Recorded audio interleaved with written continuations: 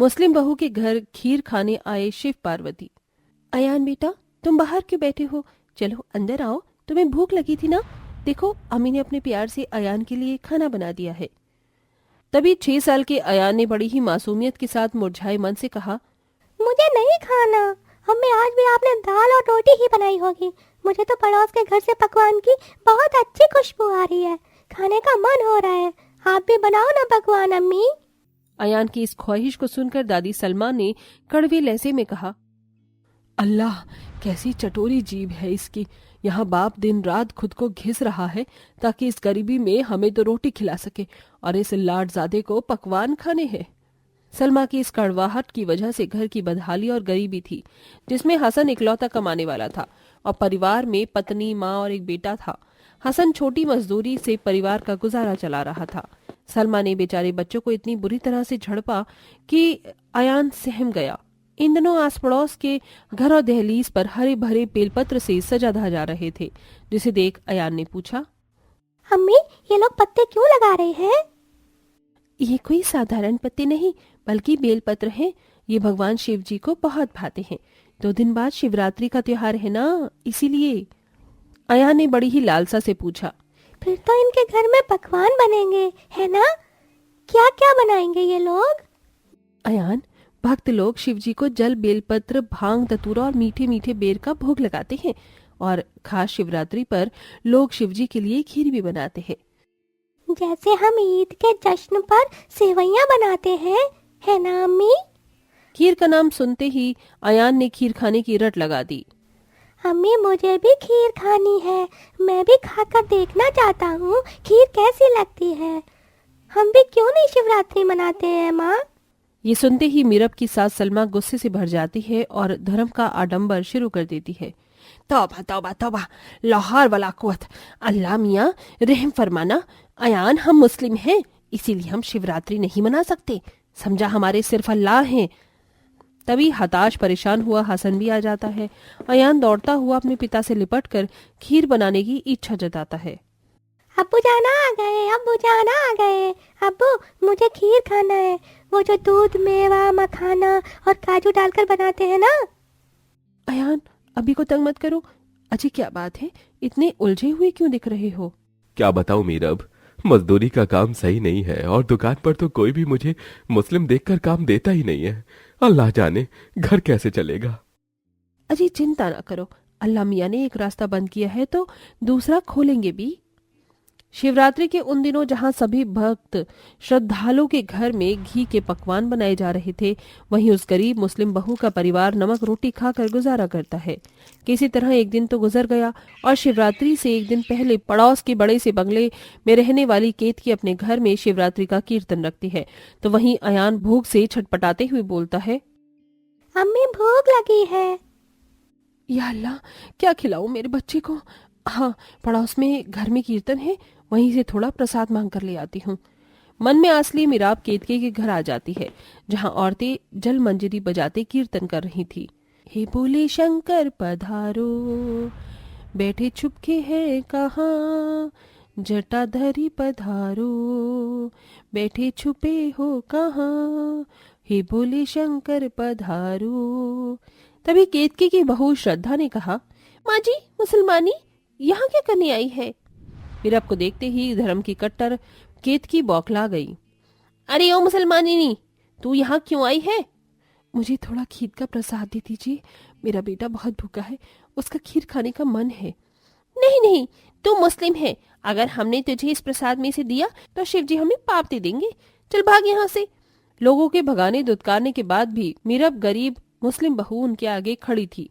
उसकी आंखों से झरझर आंसू गिर रहे थे। देखिए, मुझे थोड़ी ही खीर दे दीजिए, मैं चली जाऊंगी। तुझे समझ नहीं आता क्या? चल भाग यहाँ से। केतकी ने मीरब को जोर से धक्का दे दिया। ये दृश्य देखकर कैलाश पर्वत पर विराजे मैं पार्वती और शिवजी का मन दुख से भर गया।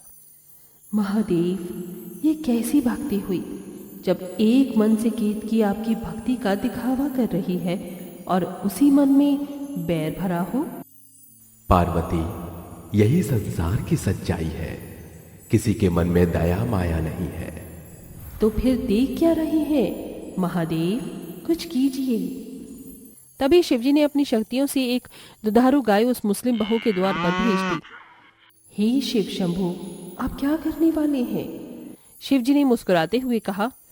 बस देखती जाओ गौरी। उस पल चिन मीरब उदास मन से झोपड़ी के बाहर बैठी आंसू बहाए जा रही थी।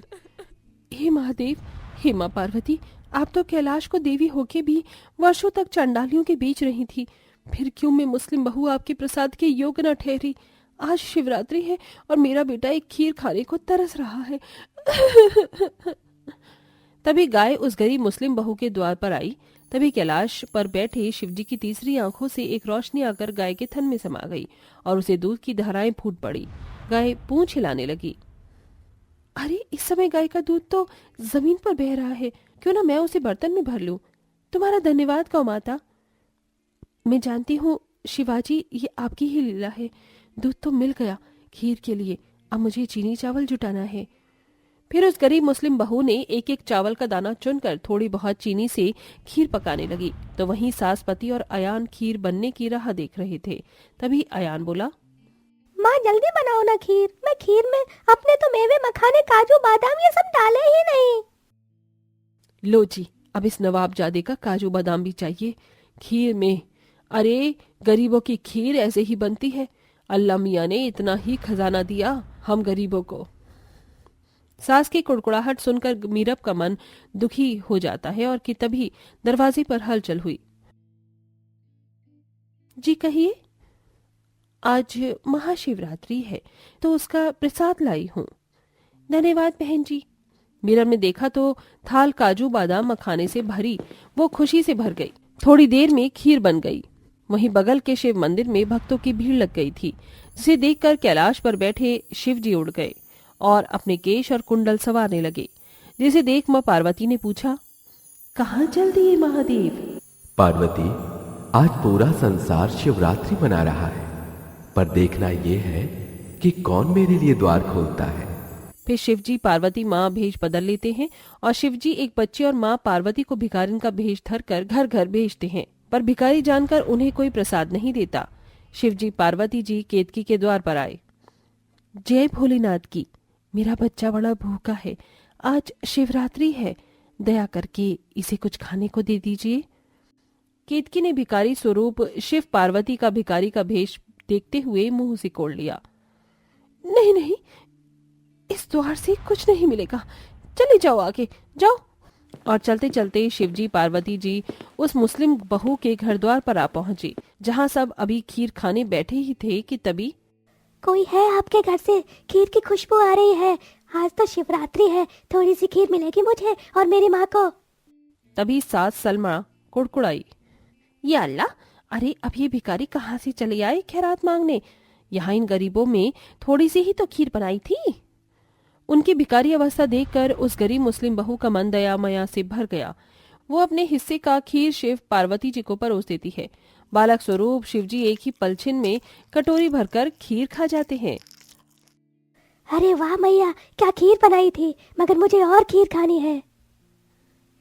मुझे भी थोड़ी और खीर चाहिए। ठीक है मीरब, मेरे हिस्से में से दे दो।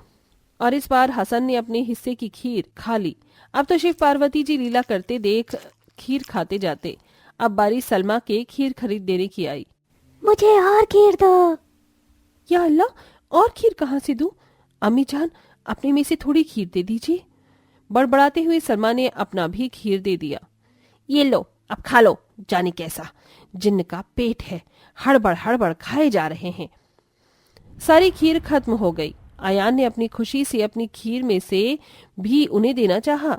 तभी शिव पार्वती जी उठ गए। धन्यवाद बहन जी, आपने मेरा और मेरे लाल को खिलाया। शिवजी आपको प्रसन्न धन दे। ये कहकर जैसे ही शिवजी पार्वती जी वहां से गए, उन्होंने जहां जहां झोपड़ी में पांव रखा था वो हीरे मोती बन गए। ये नजारा देखकर मीराब की आंखों में खुशी के आंसू छलक पड़े। इसका मतलब स्वयं शिव पार्वती जी मुझ मुस्लिम बहू के घर खीर खाने आए थे। क्या मेरी भक्ति में इतनी शक्ति है? मीरब की भक्ति को देखकर शिव पार्वती जी उसके घर को धन से भर गए। उसकी भक्ति जीत गई, क्योंकि उसमें किसी किस्म का छल कपट नहीं था।